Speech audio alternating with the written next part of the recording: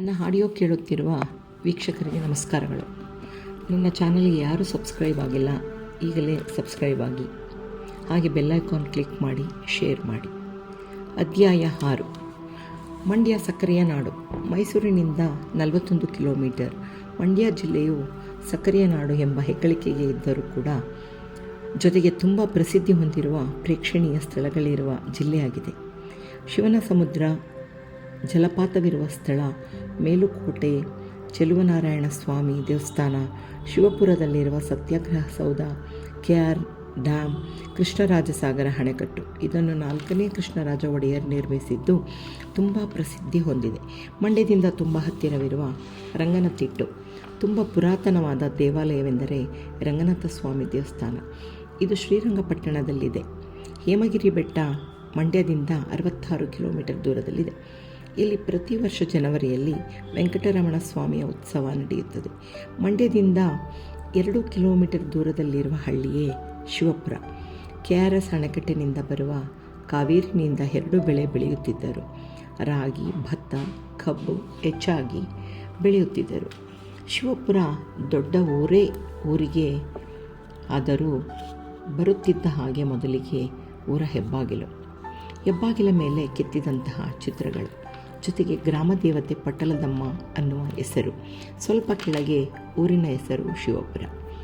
ಆ ಊರನ್ನು ಯಾರೂ ಹುಡುಕಾಡುವುದು ಅಥವಾ ಆ ಊರು ಎಲ್ಲಿ ಬರುತ್ತೆ, ಎಲ್ಲಿ ಹೋಗಬೇಕು, ಯಾರನ್ನು ಕೇಳುವ ಹಾಗಿರಲಿಲ್ಲ. ಏಕೆಂದರೆ ಸುತ್ತಮುತ್ತ ಹಳ್ಳಿಗೆ ತುಂಬ ದೊಡ್ಡ ಊರು.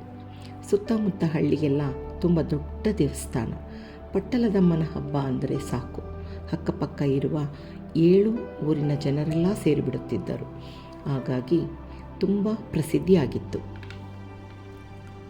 ಈ ಊರಿನ ದೊಡ್ಡ ಜಮೀನ್ದಾರರು ಮಂಜೇಶ್ ಗೌಡ್ರು.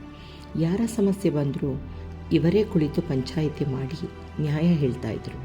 ಇವರು ಏನು ತೀರ್ಪು ಕೊಡ್ತಾರೋ ಅದೇ ಫೈನಲ್ ಆಗಿರುತ್ತಿತ್ತು. ಮಂಜೇಶ್ ಗೌಡ್ರು ಅಂದರೆ ತುಂಬ ಗೌರವ ಊರಿನ ಜನಕ್ಕೆ. ಮಂಜೇಶ್ ಗೌಡ್ರು ಗತ್ತು, ಗಾಂಭೀರ್ಯ, ಮುಖಕ್ಕೆ ಒಪ್ಪುವಂತಹ ದಪ್ಪದಾದ ಮೀಸೆ, ಒಮ್ಮೆ ನೋಡಿದರೆ ಎದುರಿಗಿದ್ದವರು ತಲೆ ತಗ್ಗಿಸುವಂತಹ ನೋಟ, ಒಟ್ಟಾರೆ ತೇಜಸ್ಸಿನಿಂದ ಕೂಡಿದ ಮುಖ, ಎತ್ತರವಾದ ಮೈಕಟ್ಟು, ಹಣೆಯಲ್ಲಿ ವಿಭೂತಿ, ಮಧ್ಯೆ ಕುಂಕುಮ, ಚಿನ್ನದ ಉಂಗುರಗಳು ಎಲ್ಲ ಬೆರಳುಗಳಲ್ಲಿಯೂ ಬಳಬಳ ಹೊಳೆಯುತ್ತಿದ್ದವು.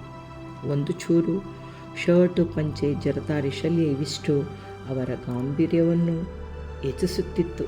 ಹಾಗೂ ಸಿಕ್ಕಿಲ್ಲದಂತೆ ಯಾವಾಗಲೂ ಗರಿಗರಿಯಾಗಿರುತ್ತಿದ್ದವು. ಗೌಡ್ರದು ಒಂದು ದೊಡ್ಡ ಕುಟುಂಬ. ಆಳುಕಾಳುಗಳು ಎಲ್ಲ ಸೇರಿ ಊರಿನ ಮಧ್ಯದಲ್ಲಿ ದೇವಸ್ಥಾನದಿಂದ ಅರ್ಧ ಕಿಲೋಮೀಟರ್ ದೂರದಲ್ಲಿ ದೊಡ್ಡದಾದ ಕೆತ್ತನೆಯ ಕಂಬಗಳಿರುವ ತೊಟ್ಟಿ ಮನೆ. 3 ಜನ ಗಂಡು ಮಕ್ಕಳು, ಒಬ್ಬಳು ಮಗಳು. ದೊಡ್ಡ ಮಗ ವಿಜಯ್ ಕುಮಾರ್, ವಯಸ್ಸು 55, ಎಂಜಿನಿಯರ್ ಆಗಿ ಕಂಪನಿಯೊಂದರಲ್ಲಿ ಕೆಲಸ ಮಾಡುತ್ತಿದ್ದರು. ಇವರಿಗೆ ಒಬ್ಬನೇ ಮಗ ಅಶ್ವಿನ್. SSLC ಮುಗಿದ ಕೂಡಲೇ ಮಂಗಳೂರಿನಲ್ಲಿ ಕಾಲೇಜಿಗೆ ಸೇರಿ ಹಾಸ್ಟೆಲ್ಗೆ ಬಿಟ್ಟಿದ್ದರು. ಮಗ ಚೆನ್ನಾಗಿ ಓದಬೇಕು, ಯಾವುದಾದರೂ ಸರಿ, ಪದವಿ ಮುಗಿಸಿ ಅವನ ಕಾಲ ಮೇಲೆ ನಿಲ್ಲಬೇಕು, ಊರಿನಲ್ಲಿದ್ದರೆ ಕೆಟ್ಟ ಹುಡುಗರ ಸಹವಾಸ ಮಾಡಿ ಹಾಳಾಗ್ತಾನೆ ಅಂತ ಹೇಳಿ ಹಾಸ್ಟೆಲ್ಗೆ ಸೇರಿಸಿದ್ದರು. ಹೆಂಡತಿ ಗೀತಾ ವಿದ್ಯಾವಂತೆ ಆದ್ದರಿಂದ ಅವಳಿಗೂ ಮಗನನ್ನು ಹಾಸ್ಟೆಲ್ಗೆ ಸೇರಿಸಲು ಒಪ್ಪಿಗೆ ಇತ್ತು.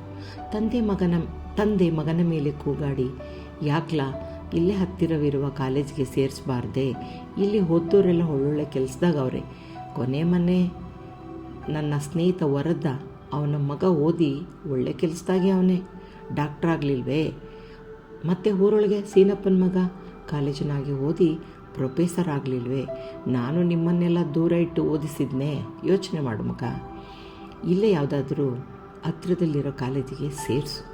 ಇಲ್ಲ ಅಪ್ಪಯ್ಯ, ಊರಿನಲ್ಲಿರೋ ಕೆಲವು ಪಡ್ಡೆ ಹುಡುಗರು ಪೋಲಿ ಹಲ್ಕೊಂಡು ನಿಂತವ್ರೆ, ಅವ್ರ ಜೊತೆ ಸೇರಿ ಇವನು ಹಾಳಾಗ್ತಾನಷ್ಟೆ, ನೀವು ಸುಮ್ಮನಿರಿ ಅಂತ ಹೇಳಿ ಅಪ್ಪನ ಬಾಯಿ ಮುಚ್ಚಿಸಿ ಕಾಲೇಜಿಗೆ ಸೇರಿಸಿ ಬಂದಿದ್ದರು.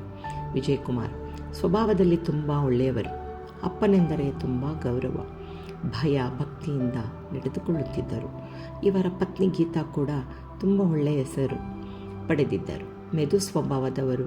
ಮಾವ ಅತ್ತೆ ಎಂದರೆ ಬಹಳ ಗೌರವ. ಗೌಡ್ರಿಗೆ ಮತ್ತು ಗೌಡ್ರ ಹೆಂಡತಿಗೆ ಅಚ್ಚುಮೆಚ್ಚಿನ ಸೊಸೆ. ಇನ್ನು 2ನೇ ಮಗ ಜಯರಾಜ್. 49 ವರ್ಷ. ಹೆಂಡತಿ ಲಲಿತಾ. ಇವರಿಗೆ ಒಬ್ಬ ಮಗ ಶ್ರೀನಿಧಿ. ಜಯರಾಜ್ ಬೆಂಗಳೂರಿನಲ್ಲಿ ಹೆಸರಾಂತ ಕಂಪನಿಯ ಶ್ರೀಮಂತರಾದ ದ್ವಾರಕಾನಾಥ್ರವರ ಬಳಿ ಆಡಿಟರ್ ಆಗಿ ಕೆಲಸ ಮಾಡುತ್ತಿದ್ದರು. ಹೆಂಡತಿ ಲಲಿತಾ ಸಿಟಿಯಲ್ಲಿ ಓದಿ ಬೆಳೆದವಳಾದ್ದರಿಂದ ಎಲ್ಲರ ಬಳಿ ಹೇಗೆ ಬೇಕೋ ಹಾಗೆ ಸಮಯಕ್ಕೆ ತಕ್ಕಂತೆ ಹೊಂದಿಕೊಂಡು ಜಾಣ್ಮೆಯಿಂದ ನಡೆದುಕೊಳ್ಳುತ್ತಿದ್ದಳು. ಶ್ರೀನಿಧಿ ಅದೇ ತಾನೇ 9ನೇ ತರಗತಿಗೆ ತೇರ್ಗಡೆಯಾಗಿದ್ದ. ಇನ್ನು 3ನೆಯ ಮಗ ವಿನಯ್. ಪದವಿ ಮುಗಿಸಿ ವರ್ಷಗಳೇ ಕಳೆದಿದ್ದವು. ಊರಿನಲ್ಲಿ ತಂದೆಯು ಮಾಡಿಟ್ಟಿರುವ ಜಮೀನನ್ನು ನೋಡಿಕೊಳ್ಳುವುದು ಇವನ ಕೆಲಸ. ಮೊದಲಿಂದಲೂ ಅಗ್ರಿಕಲ್ಚರ್ನಲ್ಲಿ ತುಂಬ ಆಸಕ್ತಿ. ಅಗ್ರಿಕಲ್ಚರ್ ಬಗ್ಗೆ ಹೆಚ್ಚಾಗಿ ಓದಿ ತಿಳಿದುಕೊಂಡಿದ್ದ. ಶಿವಪುರದಲ್ಲಿಯೇ ದೊಡ್ಡ ಜಮೀನ್ದಾರರು ಅಂದರೆ ಮಂಜೇಶ್ ಗೌಡ್ರು. ಹೀಗಿರುವಾಗ ಇನ್ನು ಜಮೀನಿನ ಬಗ್ಗೆ ಬೇಕಾದಷ್ಟಿತ್ತು. ವಿನಯ್ ಓದು ಮುಗಿದ ಕೂಡಲೇ ವ್ಯವಸಾಯ ಮಾಡುವುದಕ್ಕೆ ನಿಂತು ಬಿಟ್ಟಿದ್ದ. ಮಗ ಜಮೀನಿನ ಬಗ್ಗೆ ಆಸಕ್ತಿ ವಹಿಸಿ ಅಗ್ರಿಕಲ್ಚರ್ ಮಾಡುತ್ತಿರುವುದು ಇಷ್ಟವಾದ ಕೆಲಸವೇ. ಮಗನ ಆಸಕ್ತಿ ನೋಡಿ ತುಂಬ ಸಂತೋಷಪಟ್ಟಿದ್ದರು. ಆದರೆ ಉಳಿದ ಮಕ್ಕಳಂತೆ ಇವನೂ ಕೂಡ ಕೆಲಸಕ್ಕೆ ಸೇರಿದ್ದರೆ ಚೆನ್ನಾಗಿರ್ತಿತ್ತು. ಒಮ್ಮೆ ಇದರ ಬಗ್ಗೆ ಮಗನ ಜೊತೆ ಚರ್ಚಿಸಿದ್ದರು. ನೋಡು ವಿನಯ್, ನೀನು ಯಾವುದಾದ್ರೂ ನೌಕರಿಗೆ ಸೇರ್ಕೊ ಮಗ. ವ್ಯವಸಾಯ ಮಾಡೋಕ್ಕೆ ಕಾಳುಗಳವರೇ ಎಲ್ಲ ನೋಡ್ಕೋತಾರೆ, ನೀನೇನು ತಲೆ ಕೆಡಿಸ್ಕೋಬೇಡ. ಇಲ್ಲ ಅಪ್ಪಯ್ಯ, ನಾನು ಅಗ್ರಿಕಲ್ಚರ್ ಬಗ್ಗೆನೇ ಹೆಚ್ಚು ಓದಿರೋದ್ರಿಂದ ನಾನು ಊರಿನಲ್ಲಿಯೇ ಕೆಲಸ ಮಾಡ್ಕೊಂಡಿರ್ತೀನಿ ಎಂದು ಹೇಳಿದಾಗ ಬಲವಂತ ಮಾಡದೆ ಸುಮ್ಮನಾಗಿದ್ದರು.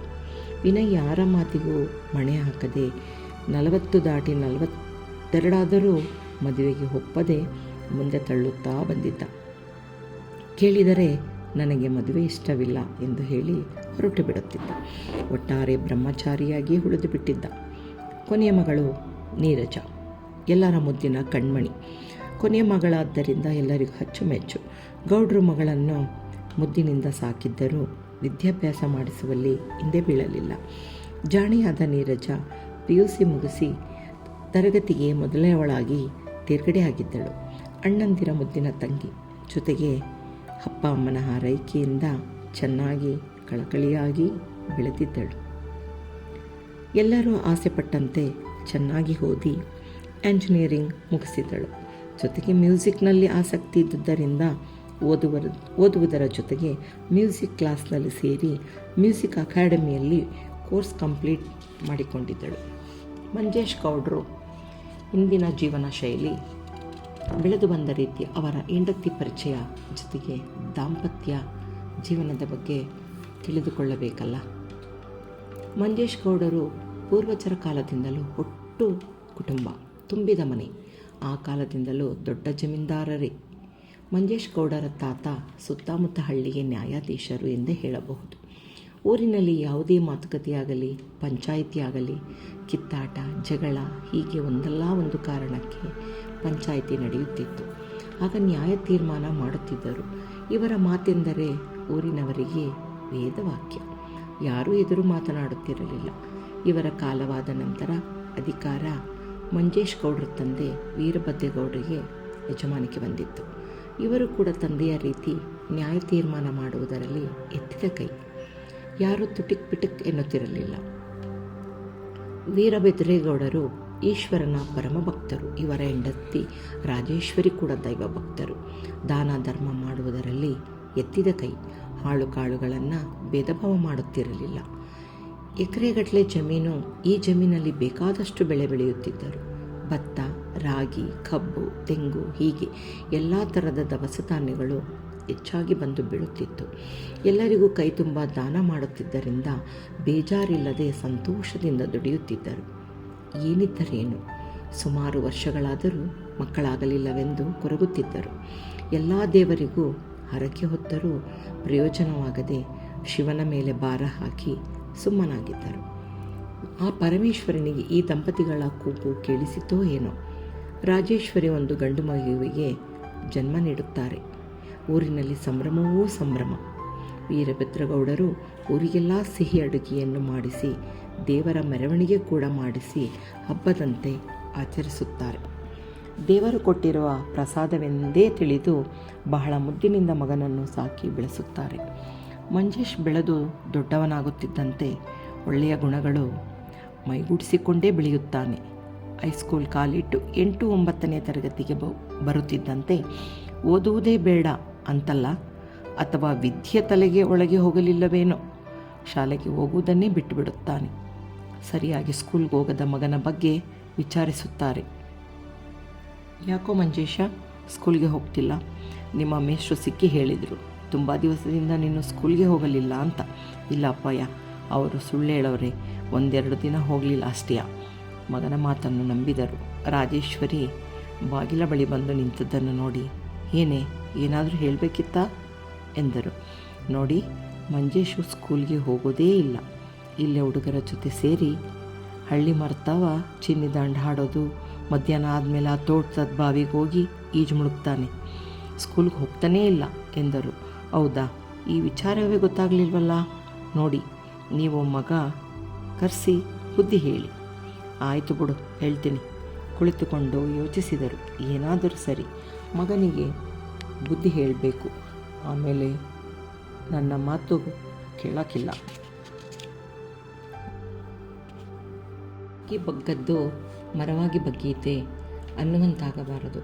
ಸಂಜೆ ಆಗುತ್ತಿದ್ದಂತೆ ಹೊರಗಡೆ ಜಗಲಿ ಮೇಲೆ ಕುಳಿತುಕೊಳ್ಳುವುದು ವೀರಭದ್ರಗೌಡರಿಗೆ ರೂಢಿಯಾಗಿತ್ತು.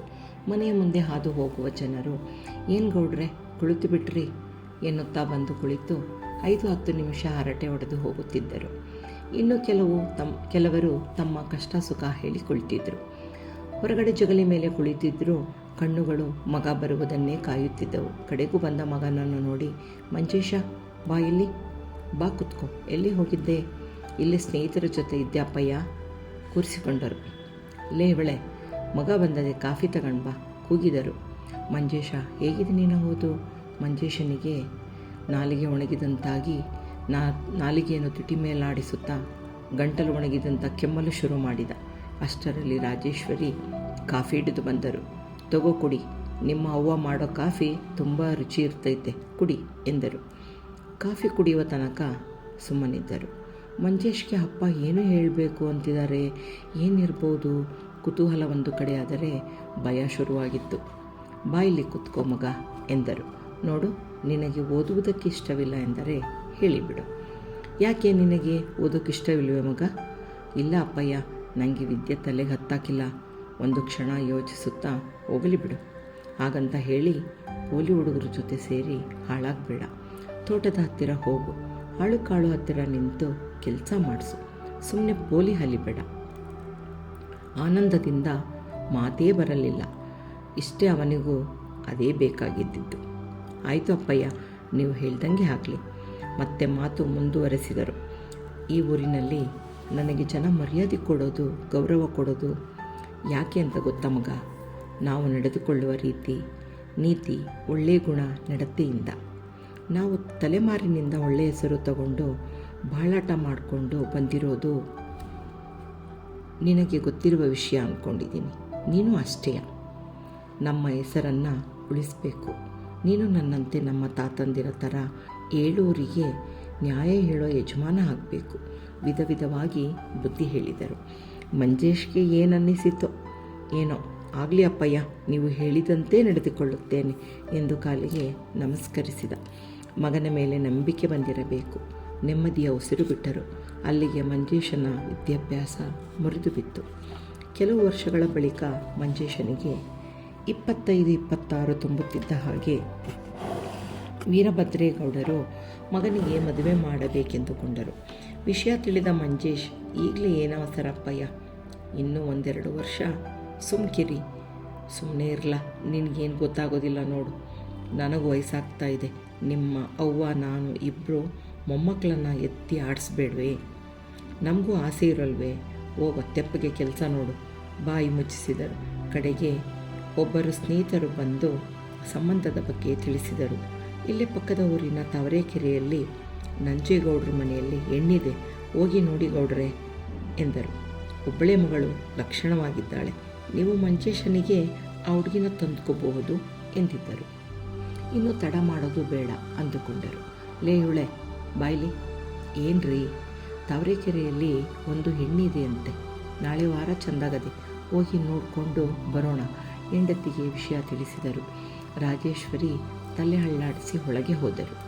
ಮಾರನೆಯ ದಿನ ವೀರಭದ್ರೇಗೌಡರು ಹೆಂಡತಿ ರಾಜೇಶ್ವರಿ ಇಬ್ಬರೇ ತಾವರೆಕೆರೆಗೆ ಹೊರಟರು.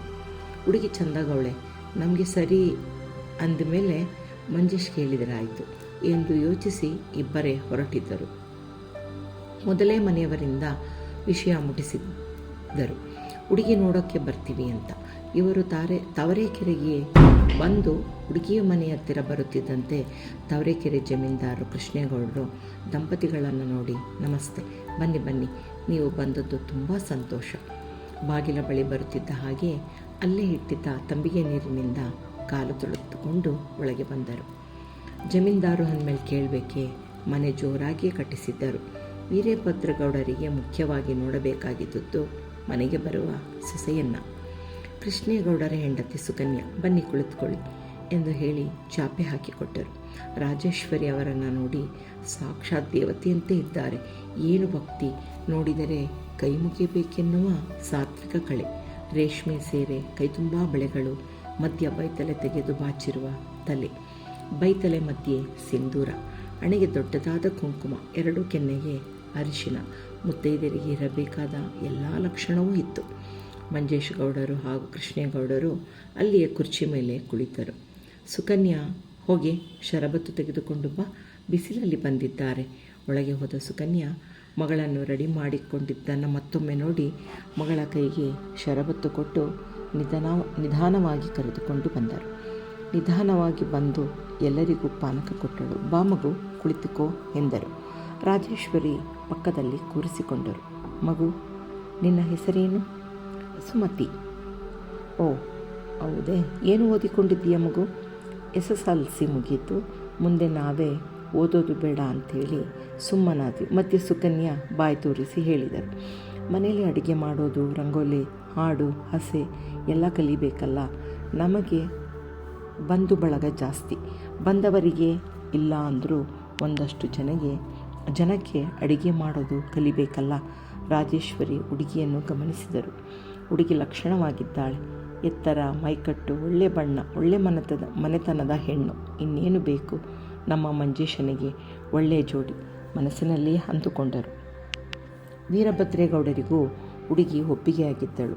ಸರಿ, ನಾವಿನ್ನು ಬರ್ತೀವಿ, ಊರಿಗೆ ಹೋಗಿ ನನ್ನ ಮಗನನ್ನು ಕಳಿಸಿಕೊಡ್ತೀನಿ, ಅವನು ಒಪ್ಕೊಂಡ್ರೆ ನಮ್ಮದೇನೈತೆ ಹೇಳಿ, ನಮಗಂತೂ ಒಪ್ಪಿಗೆ, ನೋಡುವ, ಎಲ್ಲ ಋಣಾನುಬಂಧ, ದೇವರಿಚ್ಛೆ, ಅವನು ಮಾಡ್ದಂಗಾಗಲಿ. ಅಲ್ಲಿಂದ ಹೊರಟರು. ಇಲ್ಲಿಗೆ ಅಧ್ಯಾಯ 6 ಮುಕ್ತಾಯವಾಯಿತು.